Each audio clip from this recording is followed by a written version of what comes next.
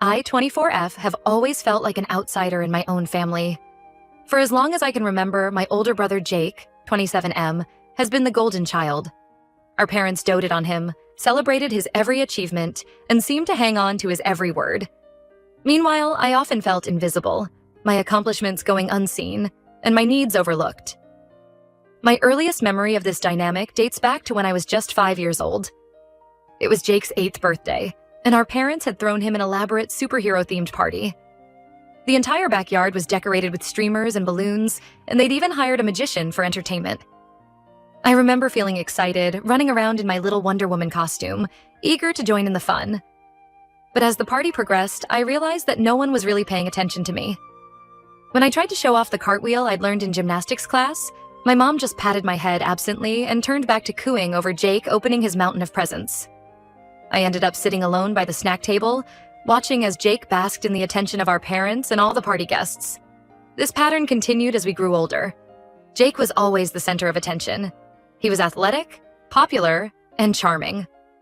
Our parents never missed one of his football games, proudly cheering from the sidelines. They'd throw elaborate parties for his birthdays, inviting what felt like half the town. When Jake got his driver's license, they surprised him with a brand new car.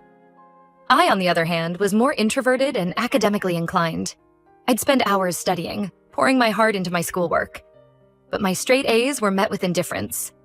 When I won the state spelling bee in 8th grade, my parents didn't even attend. They were too busy at one of Jake's football practices. I still remember standing on that stage, scanning the audience for familiar faces, only to realize that no one had come to support me. There was one person who always saw me, though: my grandmother. She lived a few hours away, so we didn't see her often, but she never failed to acknowledge my achievements. She'd send me handwritten letters of congratulations, always ending with, "I'm so proud of you, my little star." When she passed away during my sophomore year of high school, it felt like I'd lost my only ally. High school was a particularly tough time. Jake coasted by with mediocre grades, but was still treated like royalty at home. I maintained my 4.0 GPA, joined every academic club I could, and even started tutoring other students. But it felt like my efforts went completely unnoticed. I remember one particularly painful incident during my junior year.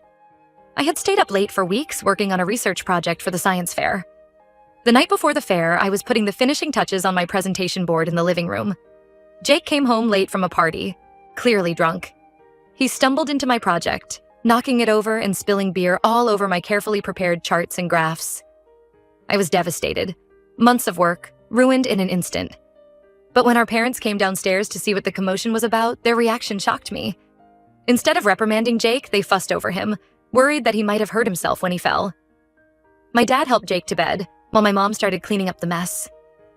When I burst into tears, frustrated and heartbroken, my mom just sighed and told me to stop being dramatic. I stayed up all night redoing my project. I managed to salvage enough to put together a decent presentation and ended up winning 2nd place in the fair. But when I came home with my silver medal, my parents barely glanced up from the TV where they were watching one of Jake's old football games. When it came time to apply for colleges, Jake barely put any effort into his applications. He assumed he'd get a football scholarship somewhere. I, on the other hand, spent months perfecting my essays and applications. I was determined to get into a top university and prove my worth. I applied to a dozen schools, including my dream school, a prestigious university known for its excellent mathematics program. I'd been eyeing this school since I was 14, when I attended a summer math camp on their campus. The experience had been transformative. For the first time, I was surrounded by people who shared my passion for numbers and equations. I'd felt seen and understood in a way I never had before. Fast forward to last week. Both Jake and I were set to receive our final university acceptance letters and scholarship offers.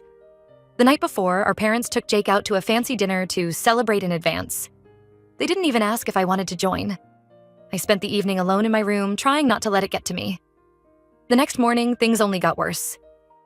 Mom made Jake's favorite breakfast, chocolate chip pancakes with whipped cream. And Dad kept telling him how proud they were, no matter what happened. No one even acknowledged me as I sat silently at the table, nibbling on a piece of toast. It was like I was completely invisible. When the mail finally arrived, we gathered in the living room to open our letters. I could hardly believe my eyes when I read mine. I'd not only been accepted to my dream school, but I'd also received a full academic scholarship and an invitation to join their honors program. My hands were shaking as I read and reread the letter. I'd be lying if I said I wasn't hoping for at least a little recognition. But before I could even share my news, Jake ripped open his letter. His face fell as he read it. Turns out he'd barely been accepted to our local community college, and there was no mention of any scholarship. Our parents immediately rushed to console him, telling him it didn't matter and that he was still their superstar. I sat there in disbelief, clutching my acceptance letter. Neither of my parents even asked to see it. When I finally worked up the courage to tell them my news, my mom just nodded absently and my dad muttered a half-hearted, "That's nice, sweetie," before turning back to Jake. That was the moment something inside me snapped. Years of feeling ignored and unappreciated came crashing down on me. I realized that no matter what I achieved, I would never be good enough in their eyes. Jake would always be the golden child, even when he failed. Without saying a word, I went upstairs and started packing. I threw some clothes and essentials into a bag, along with the emergency cash I'd been saving from my tutoring jobs. I grabbed my important documents and my laptop. As I was about to leave, I hesitated for a moment, my hand hovering over the framed photo of my grandmother on my nightstand. In a split-second decision, I grabbed it and carefully wrapped it in a sweater before placing it in my bag. I slipped out the back door while they were still fawning over Jake. I texted my best friend Sarah, asking if I could crash at her place for a few days. Then I blocked my parents and Jake's numbers. As I walked down the street, away from the only home I'd ever known, a mix of emotions washed over me. There was fear and uncertainty about what the future held. But there was also a sense of liberation, like I was finally breaking free from invisible chains that had held me back for so long. It's been 3 days now, and I'm still at Sarah's. Her parents have been incredibly understanding and supportive. They've even offered to let me stay until I leave for university in the fall. I've applied for on-campus housing at my university, and I'm looking into part-time jobs to support myself. Yesterday, I finally worked up the courage to check my email. There were dozens of messages from my parents, ranging from angry demands that I come home immediately to tearful pleas asking what they'd done wrong. Reading them, I felt a twinge of guilt. But then I remembered all the years of feeling invisible, of having my accomplishments overlooked, of never being good enough. And I knew I couldn't go back. I know the road ahead won't be easy. I'll have to figure out how to support myself, how to navigate college life without the safety net of family. But for the first time in my life, I feel free. Free from the constant comparisons, the disappointment, the feeling of never being good enough. I don't know what the future holds, but I do know one thing. I'm done being invisible. I'm done trying to earn the love and approval of people who will never truly see me. It's time for me to focus on building a life where I'm valued for who I am, not constantly overshadowed by someone else. Am I wrong for leaving? Should I have tried harder to make them see me? Part of me feels guilty, but a bigger part feels like this was long overdue. I'd appreciate any advice or perspectives from others who might have been in similar situations. Update 1. It's been 6 months since I walked out of my parents' house, and I can hardly believe how much my life has changed. I'm now settled into my dorm at university, and I've just finished my first semester. The academic challenge has been intense, but I'm thriving. I've maintained a 4.0 GPA and even received special recognition from the dean for my performance in my advanced mathematics course. The transition wasn't easy at first. I remember my first night in the dorm after my roommate Lily and I had finished unpacking. As I lay in my narrow twin bed, listening to the unfamiliar sounds of the dormitory, I was hit with a wave of homesickness so strong it took my breath away. For a moment, I considered calling my parents, begging them to come get me. But then I remembered why I left, and I forced myself to push through the loneliness. Gradually, things got easier. Lily and I bonded over our shared love of classic literature and obscure documentaries. We'd stay up late into the night, dissecting the themes of Dostoevsky novels or debating the merits of different documentary filmmakers. She quickly became not just a roommate, but a true friend. I also found a wonderful support system in my study group. We meet 3 times a week in the library, pushing each other to excel and offering encouragement when things get tough. There's Alice, a brilliant physics major with a wicked sense of humor. Tom, a pre-med student who stress bakes cookies for us during finals week. And Maria, an art history major who helps us maintain perspective when we get too caught up in our equations. It's a stark contrast to the loneliness I felt while studying at home, where my efforts were always overlooked. Here, my achievements are celebrated, my struggles are supported, and my passion for learning is shared and encouraged. To help cover my living expenses, I applied for a position as a teaching assistant in the mathematics department. I was nervous about the interview, worried that my lack of family support might somehow be held against me. But to my surprise and relief, the professor interviewing me was impressed by my independence and drive. The job has been an incredibly rewarding experience. Not only am I earning money, but I'm also gaining valuable experience and building relationships with the professors. Dr. Harrison, the head of the department, has become something of a mentor to me. She reminds me a bit of my grandmother. She has the same knack for seeing potential in people and nurturing it. One of these relationships has become particularly special. Mark, another teaching assistant, has become a constant source of support and encouragement. We started off as colleagues, spending long hours grading papers and preparing lesson plans together, but over time, our connection deepened. I remember the first time I realized my feelings for Mark were more than just friendly. We were in the TA office late one night, racing to finish grading a stack of calculus exams before the deadline. I was feeling overwhelmed and discouraged, doubting my abilities as a TA. Mark noticed my mood, and without a word, went out and came back with my favorite coffee and a chocolate muffin. It was such a small gesture, but it meant the world to me. In that moment, I saw him in a whole new light. Mark is everything I never knew I needed in a partner. He's kind, intelligent, and most importantly, he sees me. He notices when I'm having a bad day and always knows how to cheer me up. He celebrates my successes as if they were his own. For the first time in my life, I feel truly valued and appreciated. Last week, Mark surprised me with a picnic in the campus botanical gardens. As we sat among the blooming flowers, he took my hand and told me he loved me. He promised to always be there for me, to support my dreams and ambitions. I was overwhelmed with emotion. I never thought I could feel so loved and cherished. As for my family, I've had minimal contact with them. My mother has called a few times, leaving voicemails that oscillate between guilt-tripping and anger. My father sent a terse email asking when I was going to stop this nonsense and come home. I haven't responded to either of them. Jake, predictably, hasn't reached out at all. At first, their messages would send me into a spiral of guilt and self-doubt. I'd lie awake at night, wondering if I'd made a terrible mistake. But with time, and with the support of my new friends and Mark, I've grown stronger. I've realized that I don't owe them my time or energy. I'm not responsible for their feelings or their inability to recognize my worth. I won't lie and say it's been easy. There are still days when I miss the idea of a loving, supportive family. Holidays are particularly tough. I spent Thanksgiving with Lily's family, and while they were incredibly welcoming, I couldn't help but feel like an outsider. Christmas was even harder. I stayed on campus, one of the few students who didn't go home for the break. But then I look at the life I'm building for myself, the genuine connections I'm forming, and I know I made the right choice. Looking ahead, I'm excited about what the future holds. I'm considering applying for a prestigious summer research program. The application process is intense, but Dr. Harrison thinks I have a good shot at it. Mark has been incredibly supportive, spending hours helping me refine my application. We've also started tentatively talking about our future together. It's both thrilling and a little scary to imagine a life where I'm truly loved and supported. I know there will be challenges ahead. I'm still learning to navigate this new, independent life. Finances are tight, and I'm constantly juggling my studies, my TA responsibilities, and my relationship. But for the first time, I'm facing the future with hope and confidence rather than fear and insecurity. I'm no longer the invisible girl, desperately seeking approval. I'm becoming the woman I was always meant to be, surrounded by people who truly see and value me. Update 2. It's hard to believe that 2 years have passed since I left my family home. So much has changed, and yet in many ways, I feel more like myself than ever before. I graduated from university last month, summa cum laude. As I stood on that stage accepting my diploma, I felt a surge of pride and accomplishment. My professors, friends, and of course, Mark, were all there cheering me on. It was a moment of pure joy and validation.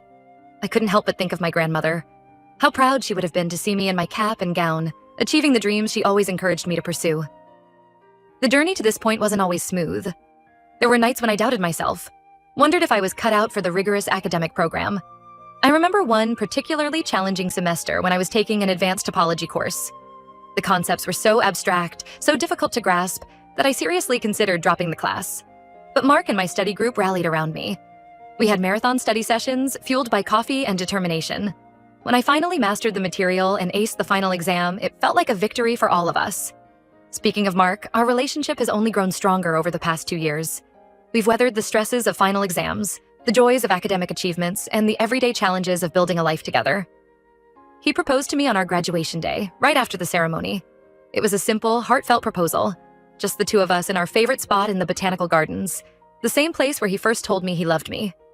We got married in a small, intimate ceremony last week. Our friends from university and my support system from the past 2 years were all there to celebrate with us. The wedding was beautiful, but it also brought up some complicated emotions. As I got ready that morning, I couldn't help but think about my mother. In another life, she might have been there, helping me with my dress, sharing in my excitement. But then I looked around at the women who were there. Lily adjusting my veil, Alice cracking jokes to calm my nerves, Dr. Harrison, who had become like a second mother to me, giving me a tearful hug before the ceremony.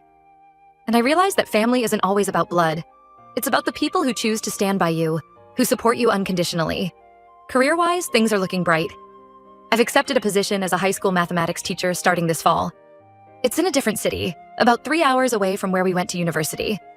I'm excited about the opportunity to inspire young minds, to maybe be for my students what my grandmother was for me.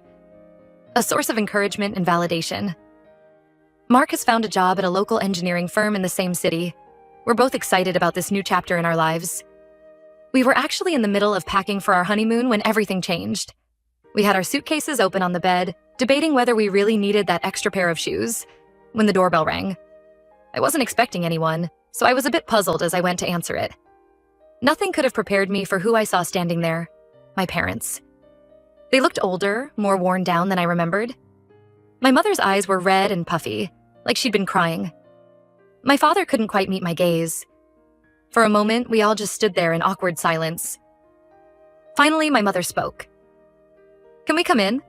she asked, her voice trembling slightly. I hesitated for a moment before nodding and stepping aside to let them enter.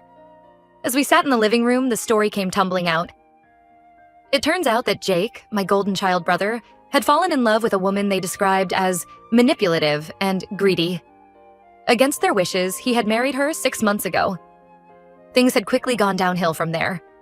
Jake, influenced by his new wife, had become increasingly distant and hostile towards our parents. He'd started demanding money, making veiled threats about cutting them off if they didn't comply. The final blow came last week. Jake had somehow convinced our father to sign over the deed to the family home.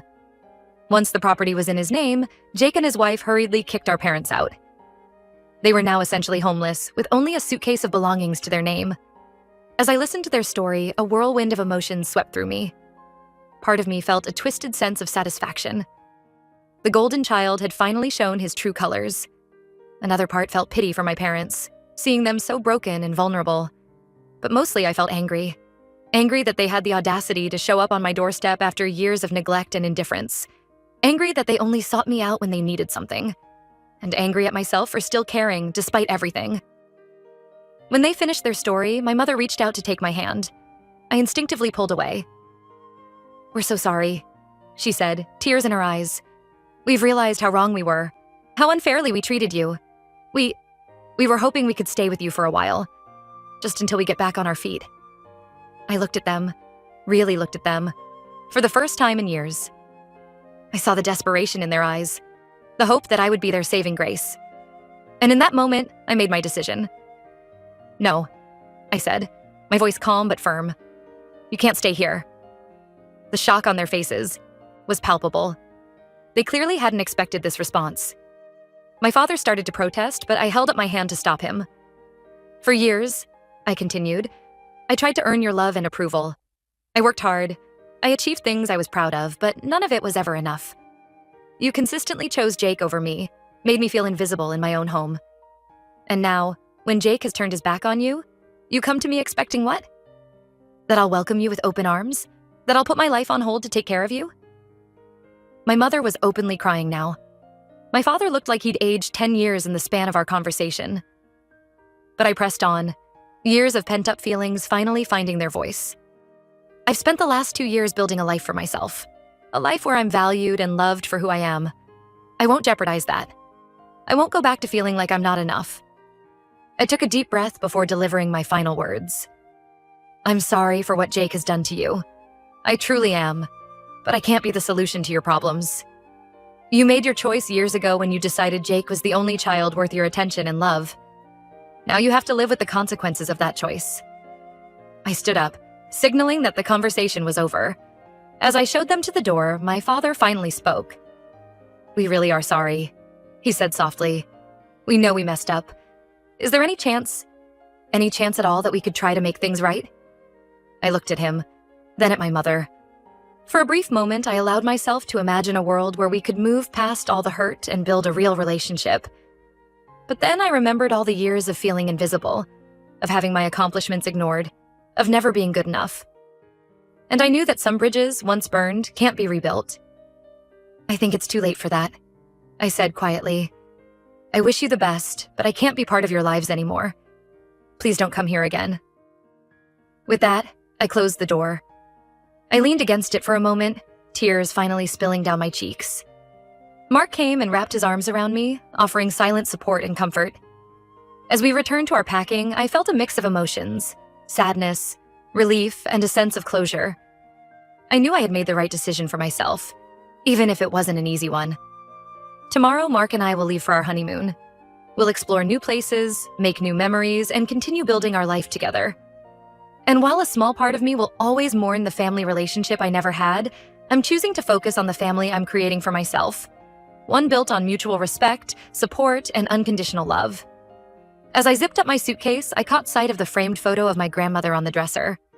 Her kind eyes seemed to sparkle, and I could almost hear her voice saying, "I'm proud of you, my little star." And for the first time in a long time, I truly believed those words.